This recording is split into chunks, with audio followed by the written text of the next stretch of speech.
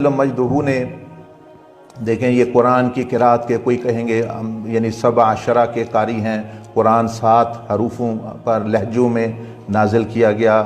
मसलन जो मराकश वाले हैं वो और किरात में पढ़ते हैं, वो हमारी किरात में नहीं पढ़ते। उनके अल्फाज, उनकी उनकी उनकी जो बुलाने का तरीका है, पढ़ने का तरीका है, आपको लगेगा कि वो मुख्तलिफ पढ़ रहे हैं। मतलब हम गैरिल मग़दूबी अलैहिम पढ़ रहे हैं, वो अलैहिमू पढ़ रहे हैं, वो और किरात है। तो ये क्यों कुरान मजीद जो है मुख्तलिफ यानी किरातों में और मुख्तलिफ जो है यानी लहजों में नाज़िल किया गया। तो उलमा ने, सूफिया ने ये सबक लिया यहाँ से। एक ये सबक लिया उन्होंने कि देखें, कुरान तो अल्लाह पाक ने तो एक ही नाज़िल फरमाया जिस तरह अल्लाह जल मजदूहू की मंशा थी, नबी अलैहिस्सलाम के तरीके पर, आपके लहजे पर। लेकिन वहाँ के माहौल माशरे के मुताबिक इलाके जो हैं वो मुख्तलिफ लहजों में अरबी बोलते थे। वो बात वही होती थी लेकिन जो है लहजे मुख्तलिफ थे। तो अल्लाह जल मजदूहू ने उनकी आसानी के लिए इजाज़त दे दी कि कुरान वो भी अपने अपने लहजों में पढ़ लें, वो भी अपनी अपनी क़िरातों में पढ़ लें। नबी अलैहिस्सलाम ने जब फिर वो शरई चीज़ बन गई, फिर वो मशरूब बन गई, बाद में फिर जो है यानी अपना इस तरह लहजे। तो इससे क्या सबक मिलता है?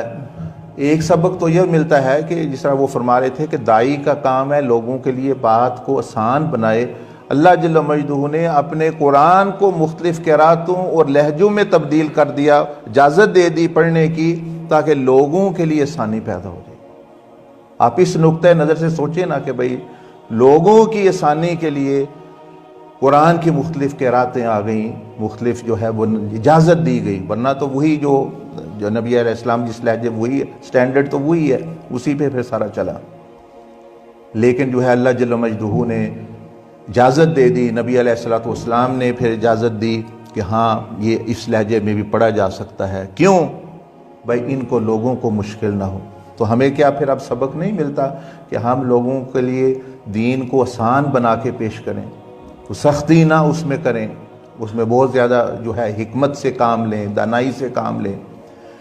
और ये वो ऐसे ही है जैसे आप तो समझते हैं माशाल्लाह पढ़े लिखे लोग हैं, जो नहीं पढ़े लिखे वो ऐसे ही समझे जैसे पंजाबी है, तो थोड़ा सा उधर चले जाएं लाहौर की तरफ तो वो पंजाबी में मैं कहते हैं अपने आप को, कहते हैं मैंने ये कहा, मुझे ये हो गया।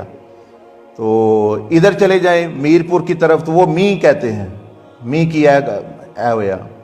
अब मी और मैं देखे हैं मुख्तलिफ लफ्ज़ आ गए ना, मैं और मी, लेकिन मतलब वो एक ये समझ। इस तरह वो किराते थी मुख्तलिफ लहजे, वो अरब में भी थे, अब भी हैं।